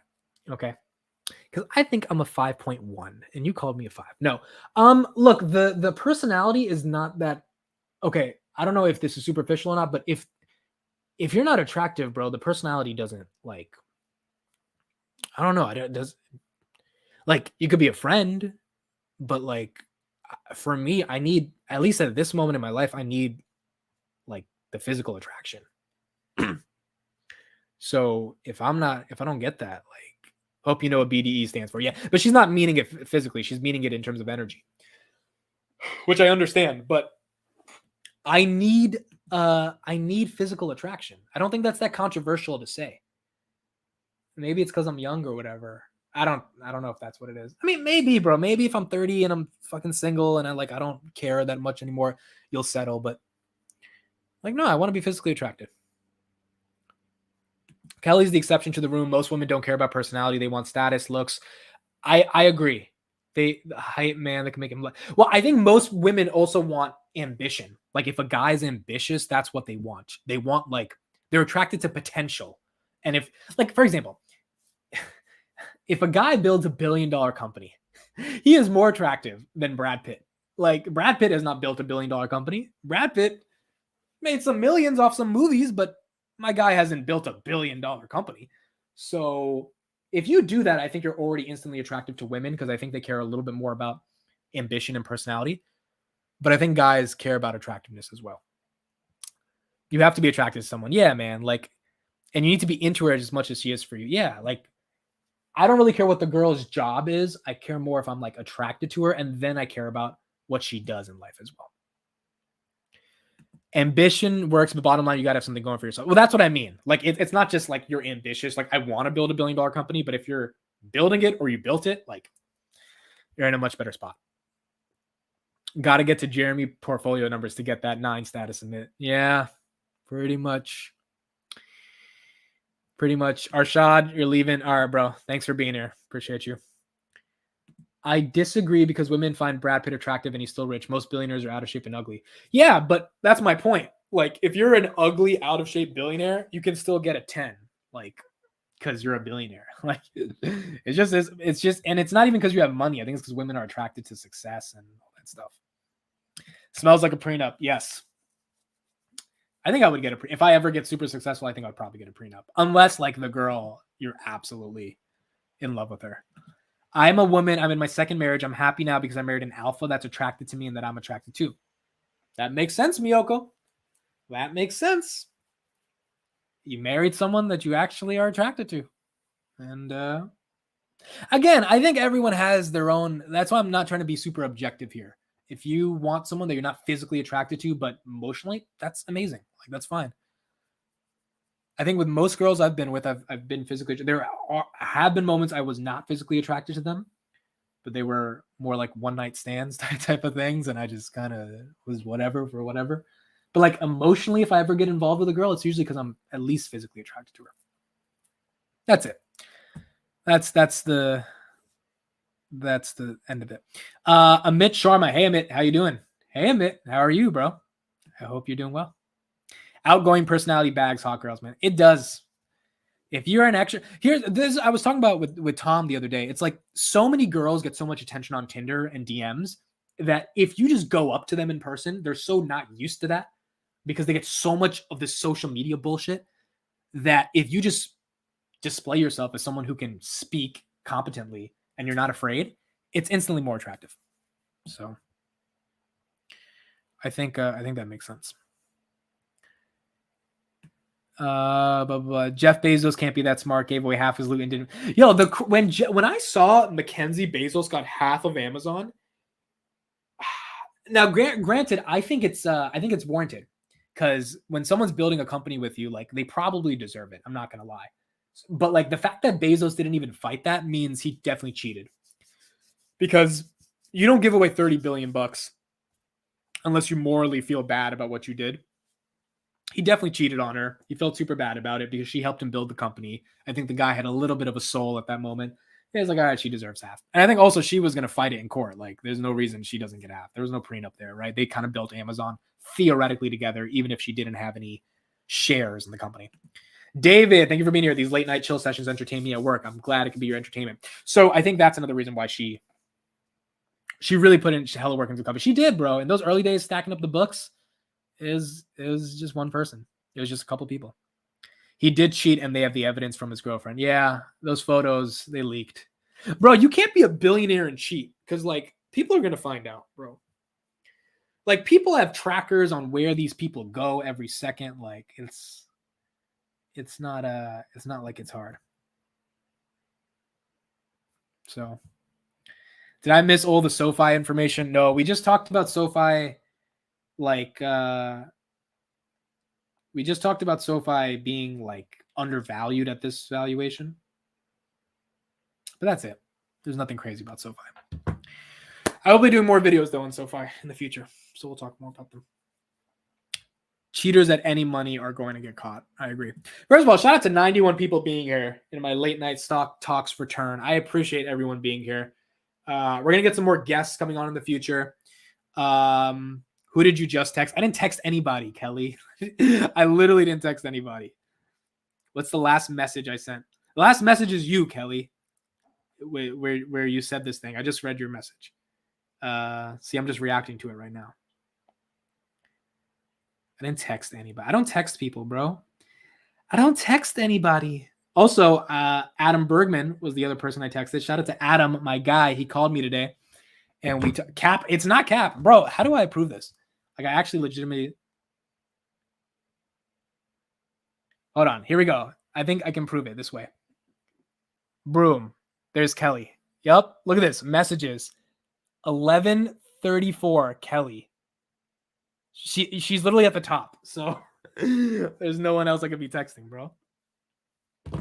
Granted, I don't know why I'm justifying that I haven't texted anybody. But I haven't. Are you gonna be doing more market open videos? Yes, we will. I had COVID last week. I tried to do it when I had COVID on Monday and Tuesday, and it was just like I couldn't talk, bro. Like I couldn't talk. So they will be coming back. That COVID thing, it delayed everything by a week, but they will be back. I don't have a cute emoji by my name or nothing. Wait, you be texting your followers? Okay, first of all, Echoes. I think you're new to the channel. You clearly don't know who Kelly is. She's not just a follower. She's damn. She said, Kelly, I was about to be nice, and then you said he's my follower. Kelly is a investor in my startup. She's a good friend. She's a co-podcast host. She's a friend of the channel. So she's not just a follower. Hold on. What did? Damn, you got COVID too. Damn, LOL. Someone got. Yeah, I got COVID on August 26th, and it sucked. So it was a little bit rough. Kelly, why won't you DM Grant? Kelly, you got to DM Grant. Yo, Mitt, slide your number. Nate, just DM me on Patreon. I'll give you my number there. So you'll see it. My bad, Kelly. Just have to check. I'm not familiar with this community. I'm kind of new. Echoes, how are you doing, bro? I haven't checked out your channel a little bit. I hope. Wait, no, I did see that Seth video. You made that today, right? I don't do the YouTube drama stuff because I think it's kind of dumb, but Everything Money, apparently Seth left. And I don't know if you guys watch that channel, but it's a pretty big finance channel. And I don't know why Seth left, but I guess he left. So, hey, show us Echoes channel. All right, I'm going to show you guys right now. Echoes from Above. That's an interesting name, bro, by the way. Echoes from Above. So Echoes does some stock stuff. He also does the YouTube drama. That's his niche. That's what he does. Look at this Meet Kevin video. There we go. But see, I watched a little bit of this video. Seth got fired. So, yeah, you guys should check him out if you're into the YouTube drama stuff. But that was interesting to me. I didn't expect him to just get fired. But, oh, God, I'm about to get roasted. No, you're not going to get roasted. As much as we all hate the YouTube drama, everyone still keeps up with it. I don't think people love that type of content on the platform. I wish it would kind of not be as relevant as it is, but everyone has their own niche. People do what they want to do. So it doesn't matter. I stopped doing stocks. But see, here's the thing, Echo. This is what I don't get. When you say you stop doing stocks, drama is more fun to do. The stock market will be here forever. You will always have content to make if you are seen as an authority on the stock market. What do I mean by that? I don't mean like you're the expert, but like people care about my thoughts on Palantir because I put out 600 videos really establishing authority, right? And, then they cared about my general thoughts on the market. So like there's a way to build an audience and a fan base by actually talking about things that are relevant. The drama was eventually going to go away, right? So I don't get why you're still focusing on the drama. And again, do whatever you like. Everybody's niche is their niche. But if the drama fades out eventually and then your base doesn't have anything to consume, I guess I'm perplexed by why you wouldn't want to pivot as soon as possible to like the actual market. That's just like, because if you're gonna put time to make content, wouldn't you want to make something that creates a base that gives you longevity, right? Like, isn't that the point of it? Because the drama eventually people will not be making Jeremy Meet Kevin Exposed videos. Like, it will end. It's not going to go forever. But the stock market is forever, right? You could always make videos on stocks. I can create new drama. Oh my gosh, bro. Echoes, my guy. You can create new drama. Echoes wants to come on the stream. All right, let's do it. Let's do it. Let me get this stream link. My man said I can create new drama. That's hilarious, bro. Echoes, how do what's your Twitter? Oh no, I got your Twitter. Echoes from above. Here we go. I got you. I just messaged you on Twitter. Yeah, it's interesting, man. It's interesting. Stream's about to be lit. Well, we're getting more excited. Looks like I'm not sleeping tonight. Hey, I just learned my best friend's name after 10 years. I don't know if that's your best friend, Miguel. It's been 10 years. Amit, pivot to dating advice channel, please. Guys, I can't give good dating advice because I've only had one relationship. Now it lasted 2.5 years, but it's only one relationship. So I can't really give the best advice. Amid drill echoes. Okay, we'll ask Echoes some questions. Oh, Big Ray's here. Shout out to Big Ray. David, I'm happy you're here, my guy. Thank you for Ray. I know you're drinking right now. You're definitely drinking. Also, Ray, your girl is flirting with everybody in the chat, so I think you got to put a lock on that. I'm just saying. Just saying. Just saying. I wouldn't call it a relationship with a blow-up doll. You guys are so mean, bro. You guys really don't think I've had a relationship ever. I did. I had a relationship. I had a girl. Bro, you still hold Meta. No, I don't. I sold all my Meta for Palantir a while ago. I sold Meta at like 216, even though I bought it at 325, so it's a fucking horrible mistake. But yeah, I took $1,000 loss and I just loaded up on Palantir. Admit you like Justin? Oh, yes. I love Justin. Great guy. No bad blood with Justin. I love Justin. You bought any Tesla since that first year? Nope. But apparently my mom bought $4,000 of Tesla and I didn't know, and she told me yesterday. And I was like, Mom, that's a lot of Tesla. And my mom bought Tesla. Joel will be happy to know my mom bought more Tesla than me. But I have not bought as much Tesla. Oh, here we go. A new user joined Audia. That notification, it's better than sex. I'm telling you guys, it's a phenomenal notification. You know, I used to not get that notification. I talked to my co-founder like a month ago. I was like, yo, can you put a notification every time we get a new user? And now throughout the day, there's like these just jolts of like me ejaculating basically every time we get a new user. So it's amazing. Mate, what's your cost based on Palantir? 19. Sucks, but it is. Are you Punjabi? Yeah, I would say so. I was born in America. My parents are from New Delhi. You could say we're Punjabi. So not like sick or anything like that, but like, yeah, we're Punjabi. What was your most recent Palantir stock purchase?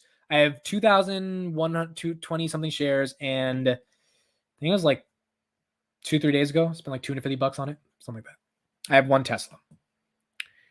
Now I want to sign up and troll my username. Don't troll you. Well, you can troll your username, but have the right email. So I'll do that. All right, he's here. What's up? What's up, my guy? How are you? What's going on, man? How you feeling? I'm good, Brody. How you been? I've been good, bro. Appreciate you having me on. Absolutely. I just want to come over here for Yeah, I just want to come on here for a few minutes and defend myself because you know what's so funny, bro? Uh-huh. I don't know if you know Adam Bergman. He's a YouTube creator. He called me today. We were just talking about YouTube, and he was like, "Yo, you still talk to Echoes?" And I was like, "No, I haven't talked to him since that live stream I did with him." And now you're on the live. It's so funny. It happened. Bro, he said that. Who is that? Adam Bergman. He's just Google him or YouTube him. He's he does stocks and finance and all that stuff. And me and him are pretty close. He invested in my startup, and we were just talking about YouTube drama. And he's like, "Oh, how does he know me?"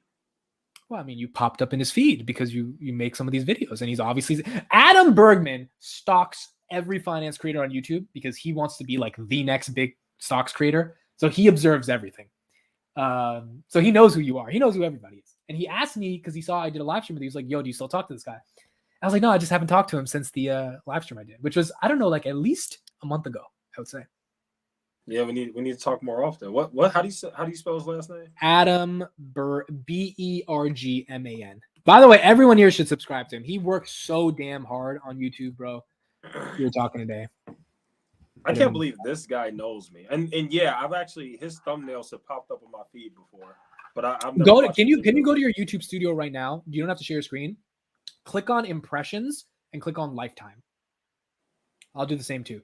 Because you go on analytics, click impressions, and click on lifetime. Because impressions is how you know how the platform is treating you. And I'm sure you're at least over 1 million impressions, something like that. Probably more than that. And that means people saw your shit, even if they didn't click, right? So it's it means people. I think I have like 9 million impressions. Meet Kevin. Yo, Mr. Beast put out a video the other day, and he showed. You're not lying. Jeez, I can't believe I have this many. How many is it? 5 million. 5 million. So YouTube. This is why I love YouTube, right? It took your thumbnails and titles 5 million times. It showed it to people on the platform, which is crazy, bro. Like that's insane. Echo, share the link to your channel, but yeah, share the link in the chat, by the way. So that, I mean, it just, that means people have seen your face because your face is in the thumbnail 5 million times. Now think of someone like Meet Kevin that's made 4,000 videos. He must have at least like 1 billion impressions, bro. It's like insane. Yeah, that's wild because I honestly look at myself as a nobody. I'm surprised the Adam Bergman guy knows who I am. The thing about YouTube is if you get a little bit of momentum, it must really be because of the drama. It must be. Well, yeah. I mean, you're not a nobody. 7,000 people know who the fuck you are. Like, that's more than zero. We working. Okay, let me defend myself though. So this is what I was gonna say, right?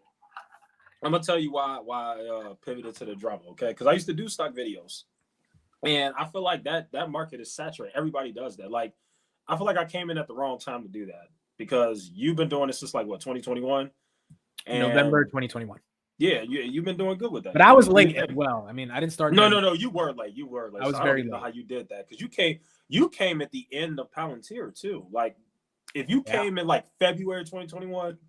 You probably have like 100K followers right now because Palantir had a crazy. But you know, I actually respect you though because you really actually, even though I don't agree, at least you really believe in it.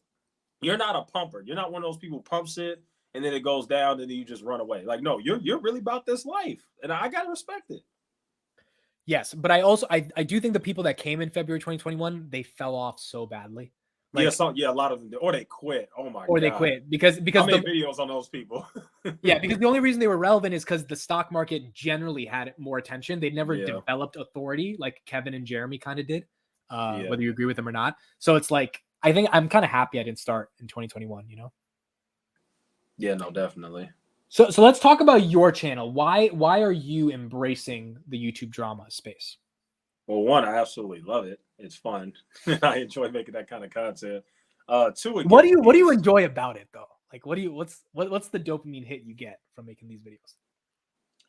I don't know. I just enjoy making it. It's just it's exciting to me. It's like entertaining. It's exciting. Did this thing just shut on? Whatever. Yeah, it's entertaining. It's exciting, and also, obviously, I started off doing like the grifter thing. Like I was calling out like some of the biggest YouTubers. And then I kind of pivoted to just covering like news and drama. And yeah, I just like it. That's honestly the only thing I can say. I enjoy it. I like it. It gets views. It's a mixture of everything. It gets views. Like, why not? So if Jeremy and there's always going to be drama, by the way. I'm letting you know this now. But okay, so I don't get that. Like for example, Meet Kevin quit, right? Let's assume he was actually done forever.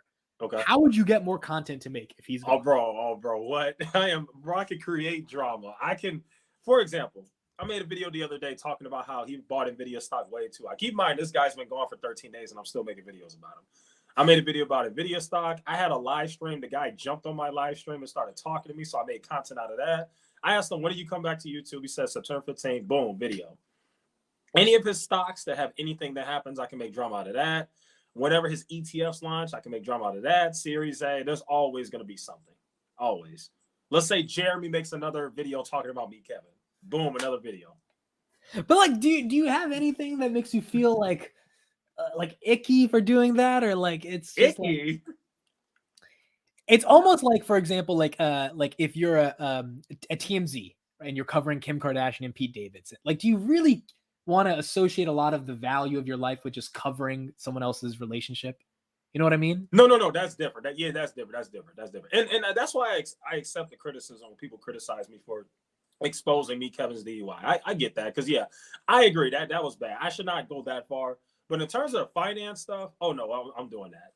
Like in terms of like Seth getting fired from Everything Money, Kevin's stock picks just going down the drain. One of Jeremy's stock picks just hit a 52-week low. Like stuff like that. Which one? Shopify.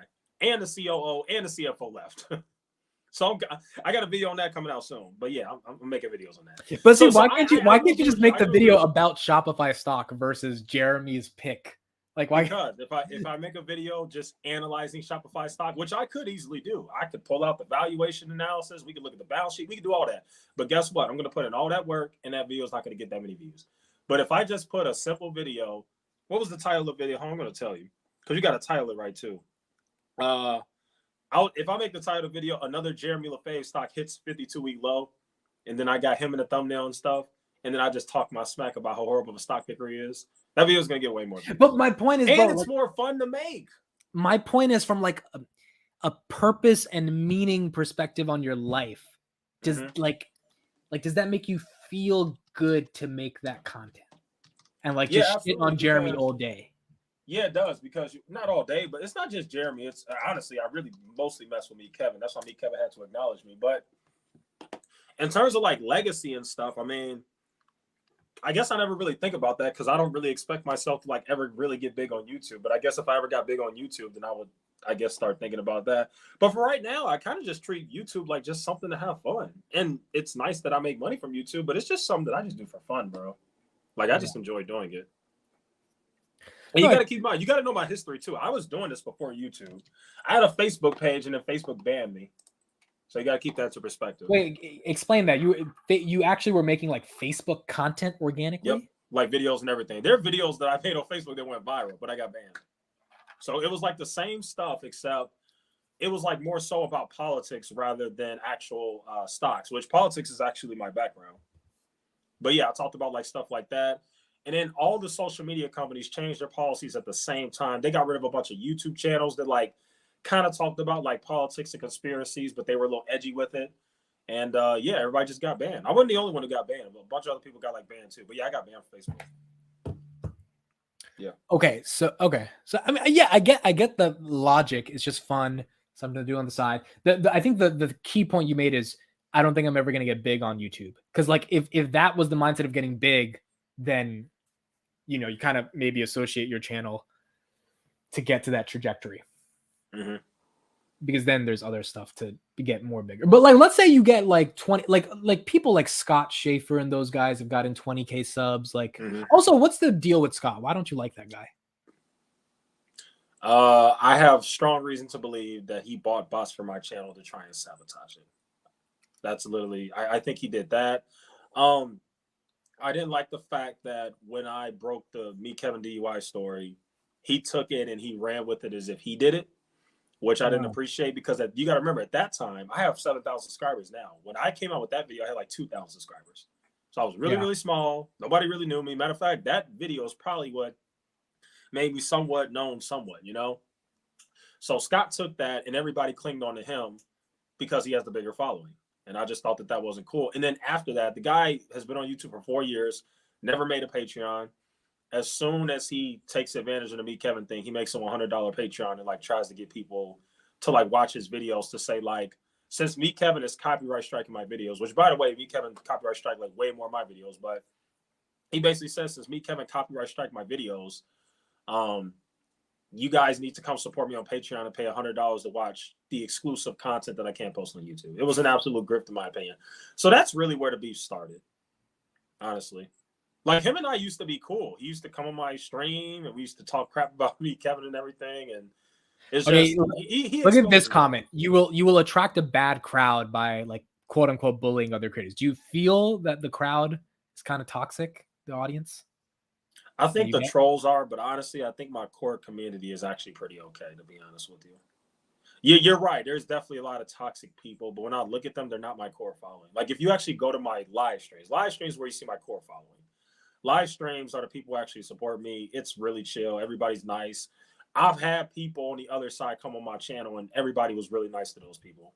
Like I've had people that were fans of you come on the channel. I think I had one guy that was a big fan of you that came on the channel. I had a person that was a Meet Kevin course member. She came on the channel. Everybody was really nice. So yeah, the person who made that comment, they're kind of right. But I don't think I'm malicious in what I do.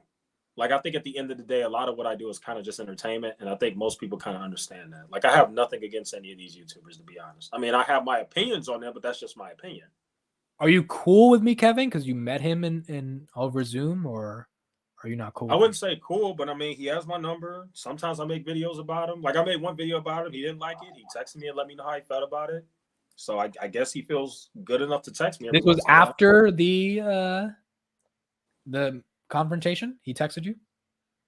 That was that same day. The same day of the Meet Kevin debate that I had where he came on my channel. He texted me his number and he like tried to be my friend. But that didn't work though. So now we just have each other's number, and I don't know. He just texts me every once in a while. Sometimes he tries to give me pointers like, "Hey, instead of making so many videos about me, you should do this." And I'm like, "No," stuff like that. Wait, what was the pointer? You should do this. What is this? What suggestion? He was like, instead of making so many videos about me, you should focus on news. You should do this, which I do focus on news, but also make videos about me, Kevin.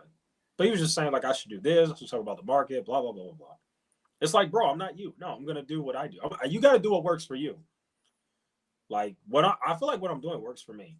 Like I just look last month, I gained almost 4,000 subscribers last month. So clearly, what I'm doing is working. Yes, but the one thing is, and my only thing is like those 4,000 people, if they only want this like drama-filled content, and you ever have to pivot. Now, granted, you said you can keep going, which I get. Yeah. But if you ever want to pivot and they don't care anymore, that's the hard part, Yeah, that would be the hard part, but I don't see myself stopping. As long as I keep it entertaining, I think I would keep them, to be honest. I mean, it's not about entertaining. It's about making, there needs to be literal drama. That's my point.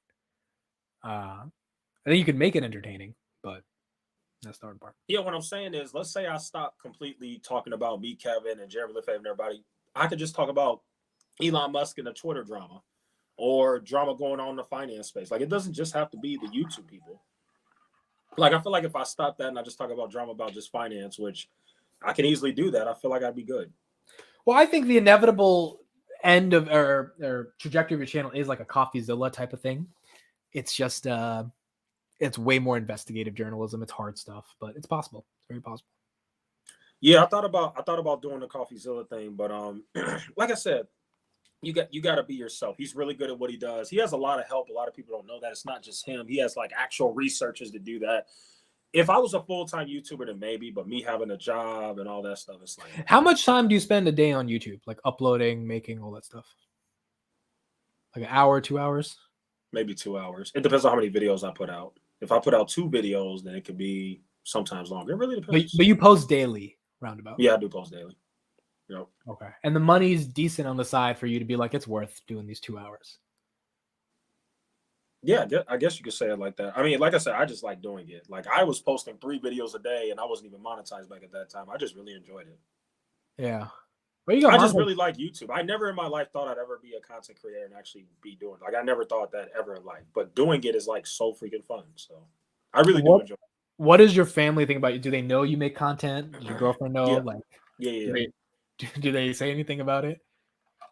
Yeah. That's actually a really good question. Some don't like it, but when you look at my entire history, I've kind of been controversial most of my life. So like, this is really should be nothing new to anybody. They don't like I like it, said, as in they when don't I was like in you putting college, I was yourself on the internet. controversial. What'd you say?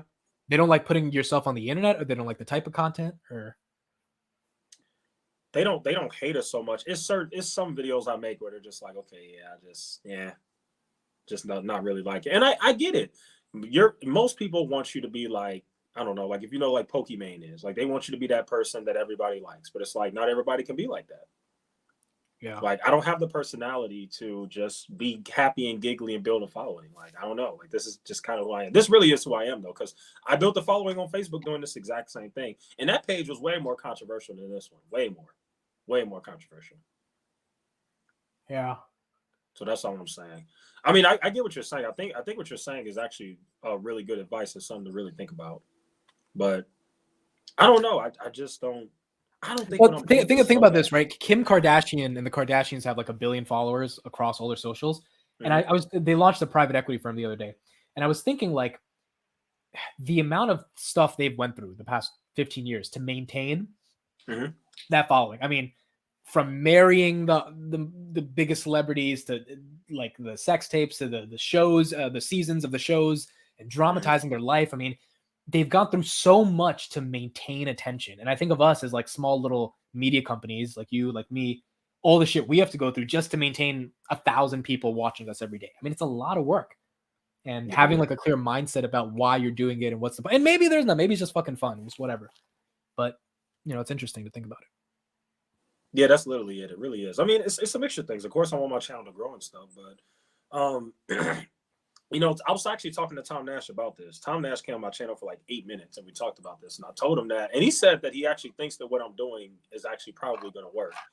But I just told him that when I look on YouTube, there's nobody else making the kind of content I'm doing in the finance space. Like people were comparing me to this guy named Keemstar, who I don't really know who that is, but I guess he has like a really huge following.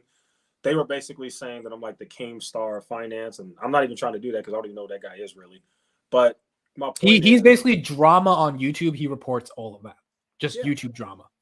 And when you look on YouTube, who else is covering like drama like that? Like, of course, people are doing news and stuff, but who's covering like the drama aspect, the stuff that people are interested in? I don't see anybody doing it. So I feel like that's where I fit in. It's unique. Yeah. I feel like there's a lane for it. I really do. Well, but I mean, it's not like it's just a strongman personal finance. Like it's like 5 of you kind of doing it, but it's a small. Not exactly. Well, it's 5 of us that are doing what I guess people call it now grifter slang. I think 5 of us, it's me, Strongman, Scott Schaefer, Chris Norland, another guy who I'm not going to name, but yeah, it's like 5 or 6 of us. And we all talk about other YouTubers who we believe either are questionable or swindle people, whatever our opinions may be of them, right? But what separates my content is I actually do like real news on like different stories, like Seth leaving everything money and different things like that. Like whatever drama is happening, it doesn't even have to be about another YouTuber. Like whatever major drama is happening, I'm doing. And I feel like nobody else on YouTube is doing that. I think that's the difference. Yeah. And that's like every video too. Like Strongman switches up his content. He'll talk about like accounting and stuff. Chris Norland switches up his content. My content is literally just this. I think that's the difference.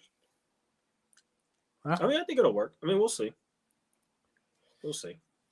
Is there your like day job? Do you have any plans to like switch that or do anything different, or you're happy with the day job and this is just on the side for fun? Man, I love my job so much. I'm gonna stay here probably forever, to be honest. Really? You really like it? It's amazing, man. Amazing work schedule. I'm not overwhelmed. The pay is incredible. The benefits are incredible. I like what I do. My team's awesome. I get to work from home. It's my work computer right there. Like, wow. Why would I leave? You live with your girl or you live by yourself? I just moved in with my girl. I was living in another apartment. I just moved in. Yeah, I want to see your girl, bro. It's on Instagram. What? I show her all the time. Wait, what's your Instagram? She's all over my Instagram. Yeah, Echoes from Above. I show her all this. Oh, okay. Can I share the screen? Yeah, go ahead. Yeah, it's public. You go right ahead. We got all kind of pictures. I'll be posting on my story. I said your girlfriend. I thought your girlfriend might be. Oh wow, your girlfriend's cute. You thought my girlfriend might be who? It might be white. To be, I don't know why I thought she was. Yeah, no, people were saying that. I mean, it could have been. You know, it's not the end of the world. But yeah, there you go. Your girlfriend's cute, man. She's awesome. Appreciate it. Wait, how tall are you? I'm 6 feet. I thought you were like shorter. I'm not gonna lie. No, that's okay. That's Yeah, because no, I'm short. So I was like, yo, you being tall totally changes everything. I thought you were like 5'7" or some shit.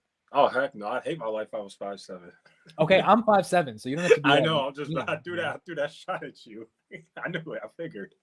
you don't have to do that. Okay, 26. Okay, all right. Yeah, I'm that's awesome. 27 now, but yeah, that's the Instagram. Matter of fact, scroll over. Do I have my? Oh, I archived it.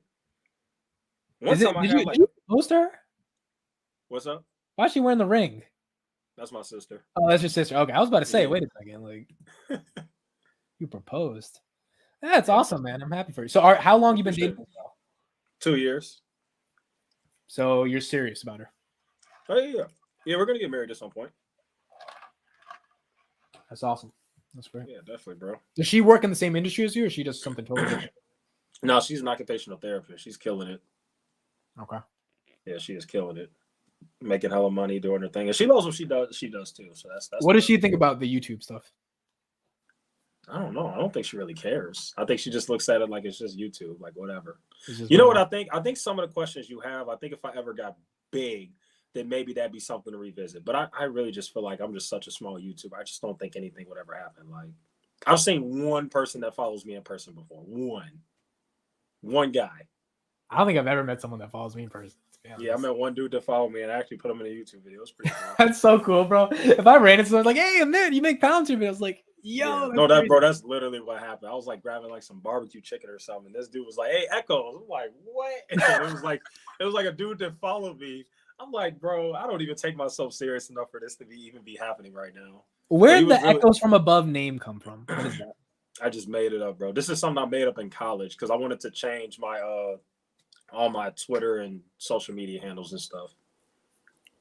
Gotcha. So I've had that for a while. That's why I said, if anybody wants to dox me, if you type in that name, you're gonna find a lot of stuff. Like you could easily dox me if you wanted to. You could find like stuff I did in college and everything because I've had that handle for so long.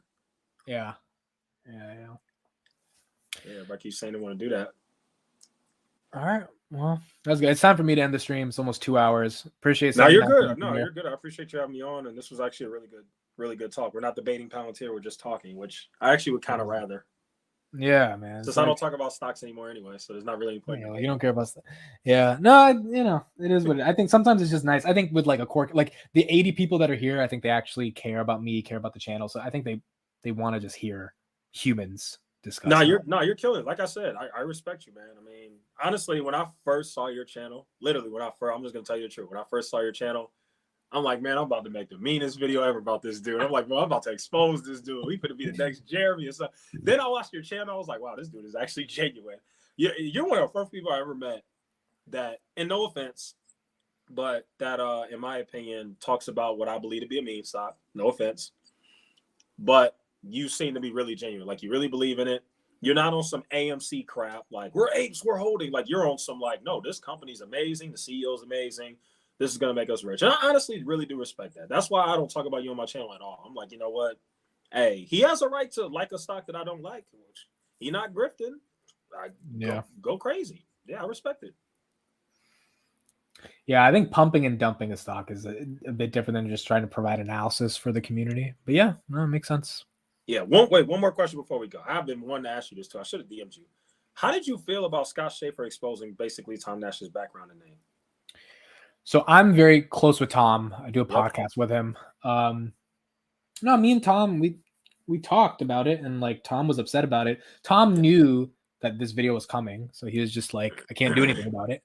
And I was just like, can you get him to not make it? He was like, no, he's gonna make it. He was like, I'm gonna quote unquote expose him, reveal all this stuff. And Tom was like, can you just not do that? And he was like, no, I'm going to do it. And Tom was like, okay. Like I think Tom just felt defeated at some level because he was just like, I can't keep giving my attention to this shit because I asked them politely not to do it. If they're gonna do it, I can't stop them. So I think he's kind of over all of the shit happening.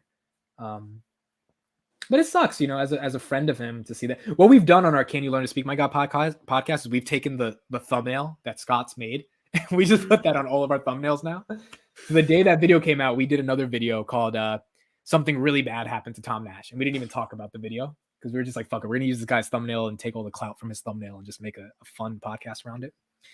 Right. But it's stupid, man. Like, the people that are psychopathically attracted to doxing people, it's just like, there's issues, bro. You got issues in your personal life at that point.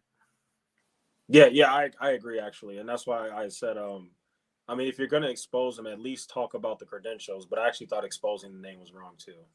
Yeah. I thought so too, especially if he doesn't live in the United States. And it's like, I feel like once you found that out, or you do enough research where you think that there may actually be like some serious stuff that could actually like cause harm to him, like why would you expose that? So that's how I felt about that. I thought that went a little bit too far. But And granted, I'm not confirming or denying anything in that exposed video was true, but the yeah, problem absolutely. is the way it was presented made it Mhm. seem like it's true. And perception is everything, especially when people want Yeah, to hate on someone already. So yeah, that's the problem. yeah, makes sense. All right, I'll let you go. I know you gotta All right, go. man. So Thanks for joining. I appreciate you. appreciate it. Yeah, Yeah, no everyone check doubt. him out. Echoes from Above, YouTube it. Thank you all for being here. 83 people, 2 hours. Late night stock talks will be back starting next Monday, 10 p.m. I'll see you guys over then. Peace Bye, out, everybody. folks. All right.